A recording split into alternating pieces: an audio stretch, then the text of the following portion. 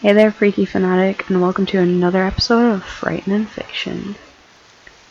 I know I promised a conspiracy theory this week, but unfortunately I haven't had time to write a script. Thankfully, another very talented author by the name of FoundWords has allowed me to share a story with you.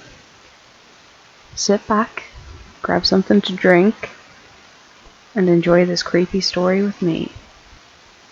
One of Us Will Get Her is the title of this terrifying tale. One of us will get her.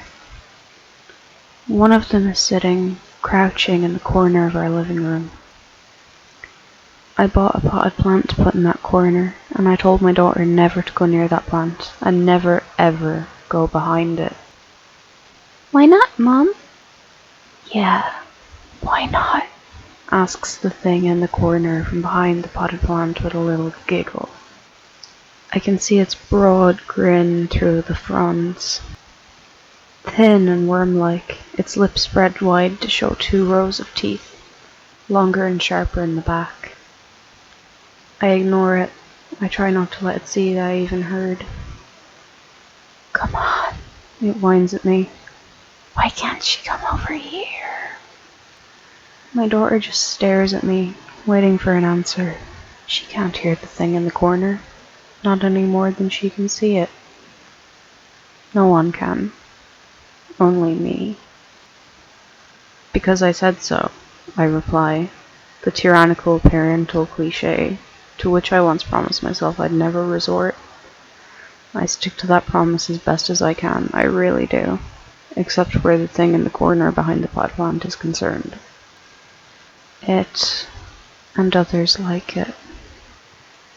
Because I said so, it repeats, mockingly, giggling again from its constant spot, parting its teeth just enough, just barely enough, to let its tongue slide out like a pink flat slug and give them a quick lick. First the top rows, and then the bottom. It has no other features besides that enormous mouth, or if it does, they're buried beneath the dark, shaggy hair that covers its whole body. They all look like this to me, after a fashion, the coarse, dark hair from head to toe, the great wide mouths and impossible postures too macabre to describe. The one in our bedroom can't even stand upright, instead going about on all fours, lurking in the short crevasse between the far wall and the side of the bed. This one doesn't talk, but smiles, open-mouthed whenever anyone comes into the room, sometimes letting its tongue hang limply over that thin lower lip.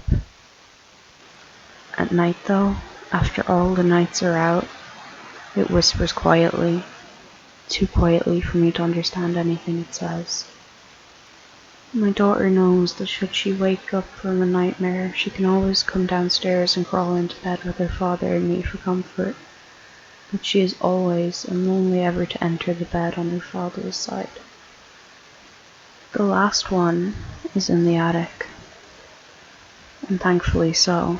It's the one I fear the most and see the least. I've never actually seen it in full, not all at once, nor do I ever hope to.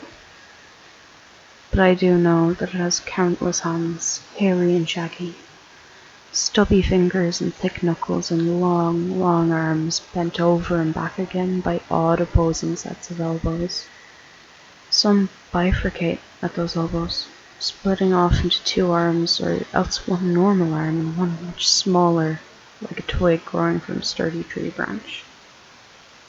They reach out at me, 3, 4, 6 at a time, from where the thing hides behind stacks of luggage or boxes of Christmas decorations, or piles and piles of old bed sheets, or else just shadows dark enough to conceal all but the grasping hands and twisted arms emerging from within. One of us is going to get her, the thing behind the pot plant is fond of telling me, usually giggling and often when we're alone. Often, but not always. Sometimes, after she's gone to bed and my husband are watching TV, it will talk louder and louder and louder over the show, and I'll have to go somewhere. Not the bedroom. There's the other one in there, and though I've mostly gotten used to them by now, there are some nights when I just need to be away from them entirely. And those are the days I just hide in the bathroom until I can bring myself to come out again and put on a normal face for my husband and try to ignore the thing behind the pot plant. But it takes longer and longer, and sometimes now I just stay there alone with my thoughts until he's ready to go to bed. Sometimes I stay until he's asleep. He's gotten used to it by now. He doesn't try to speak to me about it anymore. Often, though, it most often speaks when we're alone together. One of us is going to get her. I don't even care if it's me or not. Maybe it will be, though. Maybe one night when your husband is out working late and your daughter will be watching TV all snuggled together on the couch, and you'll be so comfortable that you'll just doze off. And then she'll glance on over to this stupid bush that you put right in my face, and she'll wonder, hey, wait, just why can't I go over to that plant anyway? Why can't I go behind it? What's behind there anyway? What doesn't she want me to see? She doesn't understand Mom's dumb rule, and you can't explain it to her because you're asleep, and she wouldn't believe you even if you tried while she was awake anyway. Just like everyone else you've ever told about us. Right? Nobody's believed you about us so far. She's not gonna be the first. Right? So with no idea why it's not okay for her to come over here, she'll wait until she's sure you're really asleep. Maybe she'll poke you a little first. Mom, are you awake? And if you don't wake up, do you know what will happen? As often as it speaks to me, I never speak back to it. I never used to speak back to it. Yes, I answer, yes, I know. I know what will happen, you don't have to tell me. I already know. Oh, you do you? The thing in the corner cackles, delighted to hear my voice, that I'm speaking to it at last. And just how is that? Maybe I'm friendly. Maybe I just want to give her a hug. How could you possibly know what will happen too? Because I've seen it before, I say suddenly, surprised at my own audacity and choking back a gasp, blinking away tears and refusing to betray their presence to the thing behind me with anything in my voice. A long time ago, I saw one of you get someone. Is that right? The thing screeches. Who was she? Your little sister? A friend, I reply. Her name was Abby. We went to kindergarten together. Barely a friend, really, just a classmate. But we waited together in the playground for our parents to pick us up with the rest of the kids who didn't take the bus. Hers and mine were always the last to come. Not that we minded, of course. We relished the extra freedom we had. With the whole playground to ourselves, we could do anything. One high-energy afternoon, we spent taking turns on the slide on the far end of the playground, right by the chain-link fence separating us from the wooded lot next to the school. One after the other, going faster and faster to try and fit in as many descents as we could before our time ran out and her daddy or my mama came to pick us up. Laughing as we chased each other up the ladder, down the chute, running back around again for another turn. Exhausted, I stopped and took a break to walk all the way across the playground to the water fountain on the other side of the school building. Abby, of course, carried on without me. When I got there, I pressed the button down as hard as I could, but the fountain was dry. For some reason, that particular detail always stands out in my mind. Pressing down on that little metal button as hard as I could, frowning down at it when the water emerged. pressing down a second time and having a dramatic kindergarten sigh when it still didn't work. When I turned back again towards the far end of the playground where the slide sat, I saw someone else, something else, watching her from the other side of the chain link fence, just beyond the place where the sparse little forest started. A dark shape almost hidden by the trunks. I mistook it for a person at first. Is that Abby's daddy? I wondered. But why would Abby's daddy be in the woods on the other side of the fence instead of in the parking lot? Abby shot down the slide again, and then turned silently smiling now and ran back towards the ladder, still at a brisk and focused sprint, right past the spot by the fence where the thing was standing and watching her. Didn't she see him? I wondered. But no, her eyes were straight ahead, always on the prize, always on her goal, always so eager to get as much out of the playground time as she could. She loved that slide. When she passed by it, that thing in the woods, the way it moved, it was the fastest I'd ever seen anything move. It reached up and over the fence, not just with its arms, but with its whole torso, elongated like a wad of silly putty stretched across a newspaper. Up and over the fence, and when it grabbed her, it wasn't with its arms at all, but its mouth. Pulled along and opened just wide enough with the glint of white where the sun made its way through the leaves, and caught for a fraction of a second. It bit her in half where she stood, and without even seeming to swallow, and before her legs could fall over, it lurched forward and downward and scooped them up too. I stopped where I stood, staring at the thing in the forest as it returned to its almost man-like form. I didn't know how much time passed before it noticed me too. It never came any closer though. It just stood there, right at the same place, watching me, smiling at me, never moving, not even when I screamed. I keep my back to the thing behind the potted plant the whole time I speak. I know what I'd see if I looked. Its grin would get wider and wider. Hairy lips sliding up those rows of bone-white teeth. I don't want to see that again. It's been softly giggling the whole time I told the story, but it hasn't spoken until now. Nobody believed you, did they? I shake my head. Of course not. How could they? None of them could see it when they searched the playground, right? No. No one ever saw the thing. No one but me. It's a story I've told before. Countless times to countless policemen, doctors, shrinks, and whoever else asked or expected to hear it. Then I stopped telling it for a time. A long time. This is the first time I've told it aloud since I was a little girl, and this is the first time I've been told to anyone who I knew would believe it. That shouldn't feel good, but it does. That was only the first time I saw one. After that, after I knew they existed, I began seeing them more often. At the grocery store, in the cold dark place behind the rows of cartons of milk. I'd seen shapes before, moving around in the shadows, but now I knew what they were, and I could see them better now, the shaggy hair and the grasping hands. In my neighbour's window, the high little one in the shape of a ship's porthole. The one that looked in their attic.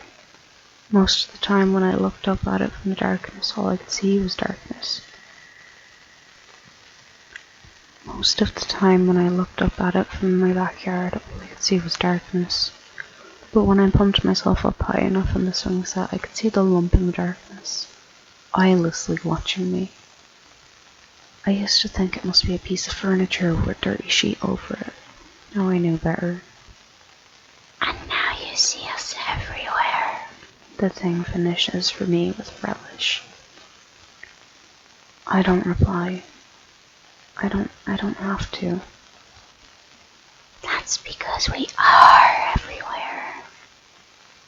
Gone is its familiar, sarcastic giggling in favor of outright laughter that drifts with malevolence. Haven't you realized it yet? The real reason that one of us is going to get her. It doesn't matter whether or not you fall asleep with her on the couch or decide to let her go off to school.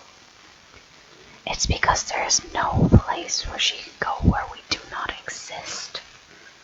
You can't watch her forever, but even if you could, it wouldn't even matter, because we are just everywhere. You think she'll follow your rules forever? She barely even follows them now. And the second she leaves your sight, mark my words, one of us is gonna get her. It talks on. It talks a long time.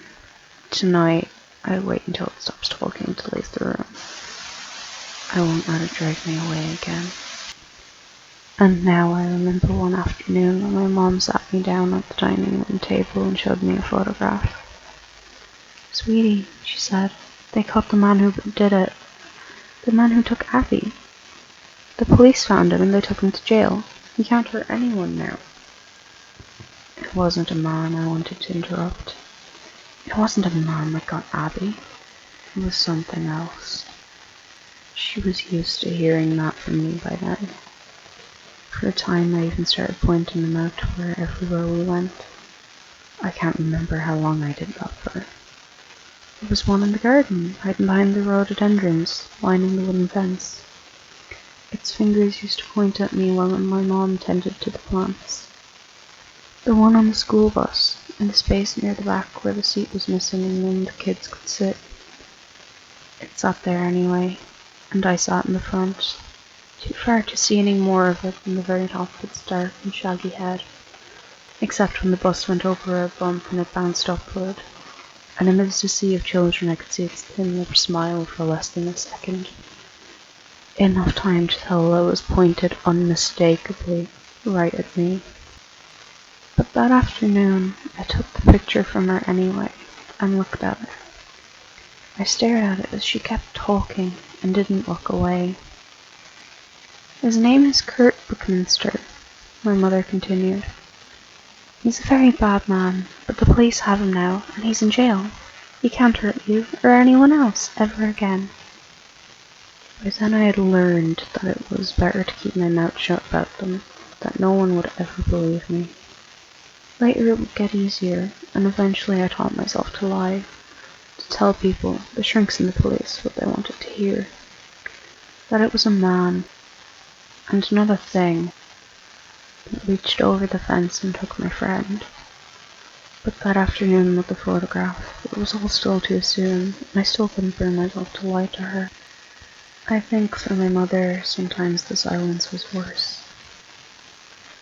Look, she said eventually that afternoon, through gritted teeth and choked back sobs. Believe whatever you need to, but just please listen to me when I say that you need to be more careful.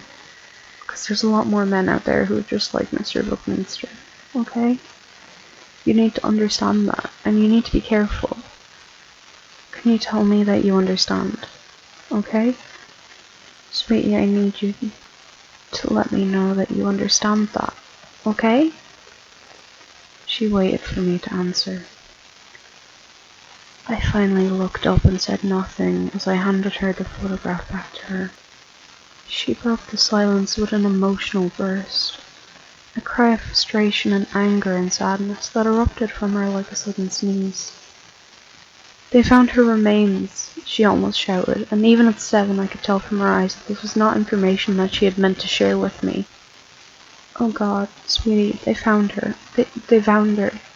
The police found Abby's body in his basement. She wasn't eating it. Sweetie, it was worse. It was so much worse. It took her a long time, but she regained her composure. There are no monsters, she stated, maybe trying to steady her voice, but she couldn't.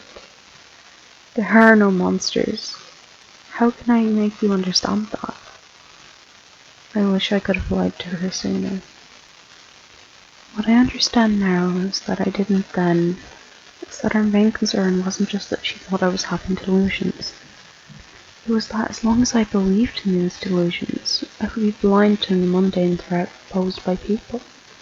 Ordinary seeming people. People like Mr. Buckminster. The thing behind the pot plant lies about some things, but I told the truth about one thing. They are everywhere. And it's not just the three in the house that scare me. I can keep my daughter away from them. It's the one in the old oak tree in Henderson's yard, 3 houses down from us. And it's not just the three in the house that scare me. I can keep my daughter away from them. It's the one in the old oak tree in the Henderson's yard, 3 houses down from us. The tree is an ancient giant with twisted and gnarled branches as thick round as my waist stretching up towards the sky. And around one of these branches it coils like a shaggy python. Its head and the tip of its tail both obscured by the foliage, and only those hairy coils visible. But it laughs a familiar giggle. My daughter doesn't understand why the sidewalk in front of the Henderson house is off limits to her. But she obeys me. For now. The older she gets, the more I notice her attention turning towards the forbidden places when she thinks I'm not looking. Not just the Henderson's oak, but the hatch in the ceiling of the upstairs hallway. The one that pulls down into a ladder that leads to the attic. She's too short to reach the dangling cord, and not nearly strong enough to yank it open if she could. For now. She's getting taller every day. Taller and stronger and more curious. Her father and I toured a few preschools before I convinced him to let me homeschool her. Each of them had at least one, and usually at least 3 or 4, hiding wherever they could and just out of sight, behind jungle gyms and peeking out from supply closets, betraying their presence with little more than a slight display of hair, or fingers, or teeth, or eyes. Most often and most of all the eyes. Always ignoring the children and looking past their faces or over the tops of their heads and straight at me. Always at me, until we left. I find myself thinking a lot lately about that afternoon with my own mother at the dining room table, and now I remember less about the picture. I remember my mother's horror as she told me about Mr. Buckminster and others like him, and I understand now. I understand that despite her own delusion, despite her belief that what took Abby was a person, I understand that her fear was the same as mine.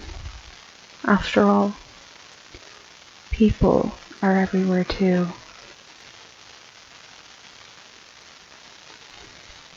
Hey guys, Freaky Informer here. I really hope you enjoyed this story as much as I did. A big special thanks to FoundWords for allowing me to share this story with you. I'll do my best to get you a conspiracy episode for next week, but for now I really hope you enjoyed One of Us Will Get Her. Have an amazing week, and remember, stay freaky, stay informed. It may save your life.